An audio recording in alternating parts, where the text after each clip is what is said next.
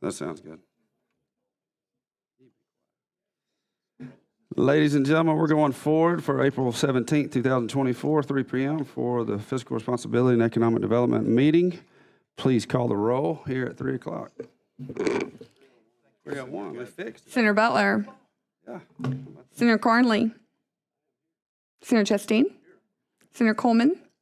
Senator Figures. Senator Gavan. Caught me off guard. Senator Hatcher. Senator Hovey. Senator Kelly. Senator Melson. Senator Roberts. Senator Sessions. Senator Weaver. And Senator Gudger. Here. We have got 10 people here. We have a quorum, and we can conduct business. And so having said that, we're going to start with SB 180, which is my bill. And we are waiting on a small amendment to make sure that everybody agrees on that bill. So I'm going to move it to the last on the agenda. And so we're going to go ahead and move into HB 307. Representative Ed Oliver, the man, the myth, the legend. Thank you for being here with us today, talking about 911 districts. Thank you, Mr. Chairman. The floor is yours. This creates a process for 911 collaboration amongst PSAPs, which are point of service answering centers for 911 calls. And this legislation is a priority for the Alabama Association of 911 Districts, and it is supported by the Alabama 911 Board. Alabama has remained a national leader in its provision of 911 services to citizens since the nation's first ever 911 call was placed right here in Winston County in 1968. However, the technology changes, and we find it necessary to maintain 911 services is being very costly. So for some 911 centers, the most effective and efficient way to deliver these services is to partner with a fellow center.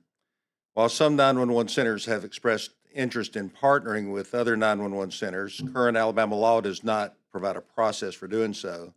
This bill proposes the establishment of a process for 911 centers to voluntarily coordinate operational services, usually using some guidelines, which are a 911 center may enter into a contract with another for a time frame not to exceed 3 years, while allowing contracted services to be regularly assessed and negotiated as necessary. Members of the public must be given the opportunity to present data, views, and arguments on proposed contractual plans. Notice of a public hearing on the 911 plan must be provided pursuant to the Open Meetings Act. Contracting districts must adopt identical resolutions laying out the terms of the contract, and the governing boards of any contracting 911 district shall remain intact. All right, I think we're going to have some questions from the committee. I'm going to stop you if that's okay. Senator Roberts. Representative Oliver, good to see you, sir. Just a quick question. I'm watching this happen all over the country, this consolidation of districts. We've just seen it in my district terribly. Senator Weaver and I represent one county, and in this new facility, they've taken over multiple municipalities handling 911 service, and largely it's through the technology you just talked about. And it's fascinating. The entire state of Massachusetts is done in one facility.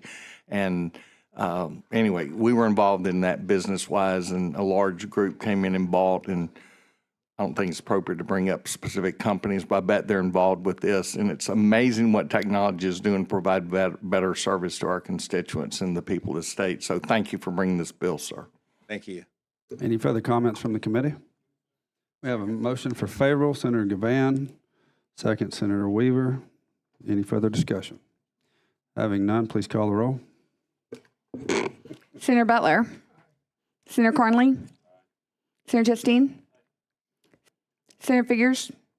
Senator Gavan. Senator Hatcher. Senator Hovey. Senator Kelly. Senator Melson. Senator Roberts. Senator Sessions. Senator Weaver. Senator Gudger. Aye. 11. 11.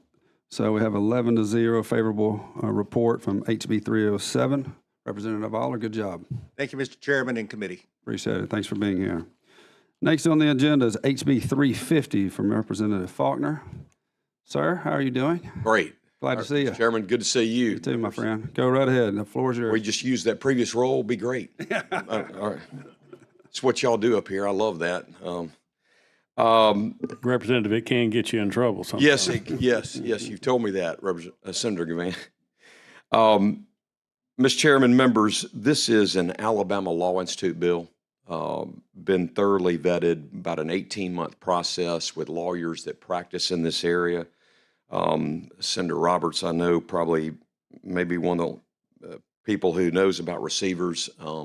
It's not my area of the law, but what this is doing, we have a law that was created in 1850, and it has not been updated since 1940.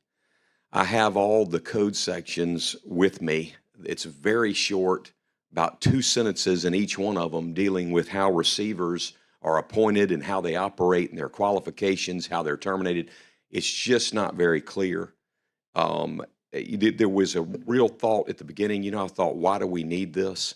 I sat down with the head of this drafting committee to go over this, look at the sections of the law, and what it does is it provides comprehensive statutory guidance concerning due process, the receiver's duties and responsibilities, and who can be a receiver. The court may, as far as due process goes, the court may only issue an order under this act after proper notice and opportunity for a hearing. Jurisdiction, this allows for jurisdiction even when property is over multiple counties. Appointment, it established the conditions precedent for the appointment of a receiver, as well as the factors that would disqualify a person from appointment as a receiver.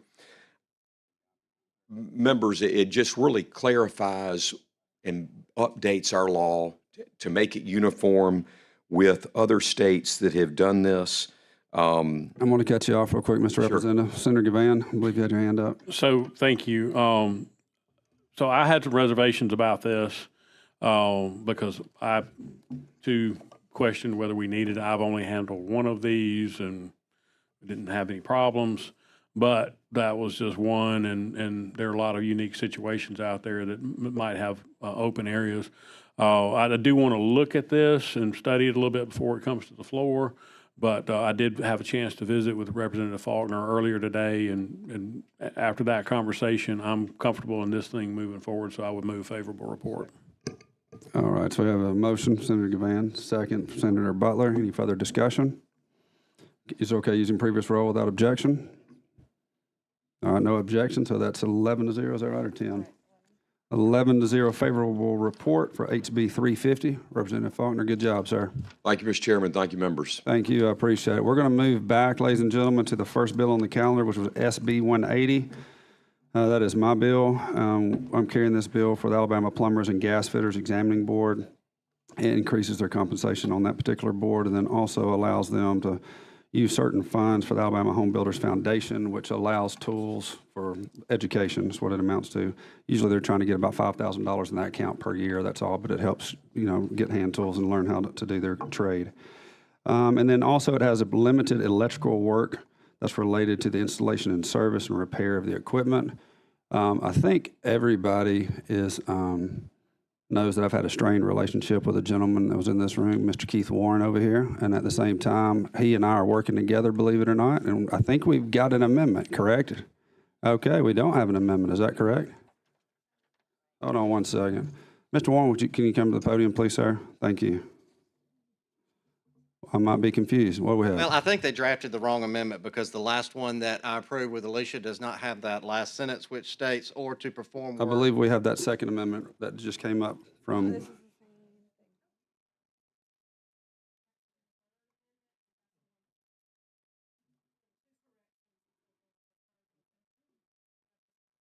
Can you please come forward and tell us that one more time? We want to make sure that we have Too it. many amendments. This looks like the same amendment. Yeah, it's the same number. But it was supposed to match this. Can you take that? Oh, no, that's not it. That's different. We do. You're right. There's a third. Ladies and gentlemen, on the committee, please take that amendment and throw it in the trash or just push it up, and we'll get rid of those in a second. They had left out a few words on the first amendment, so we had it redrafted, which was what we were waiting on, and now we have that amendment, so thank you. Yeah, that's, Wow. but it's not on this one. If it's on that one. Yes, ma'am. Yes, ma'am. I want you to, have you seen this I have one? not seen that Okay, one. I want you to look at it real quick. We do have a motion to adopt the fictitious amendment by Senator Nelson.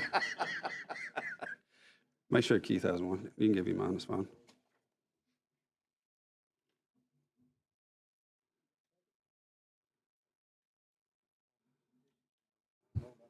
That's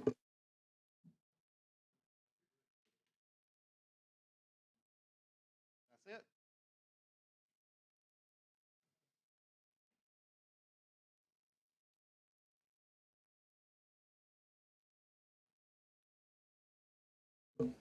All right.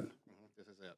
Keith Warren, you're good. Yes, sir. All right, representing the electrical contractor. So having said that, Senator Clyde Chambliss and I have been working back and forth on this, and we needed to get this amendment. Since we've got this amendment, we can move it forward and go to the floor. If there's any changes on that, we'll be more than happy to work on that as we hit the floor. We have a favorable motion with Senator Chastain on the amendment. We have a second. Senator Kelly. All in favor of using previous rule without objection on the amendment? Aye, there we go. No nay. So we have adopted that amendment. Now we're dealing with the amended bill. And what is the pleasure of the council? Previous roll, using previous roll. We have a motion. We have a second. Senator Melson on the fictitious amendment. Now it's non-fictitious. On the real bill, and Senator Sessions seconded that, and using previous roll without objection. No objections. That's 11-0 favorable review for SB 180. Ladies and gentlemen, we are adjourned. Thank you for being here.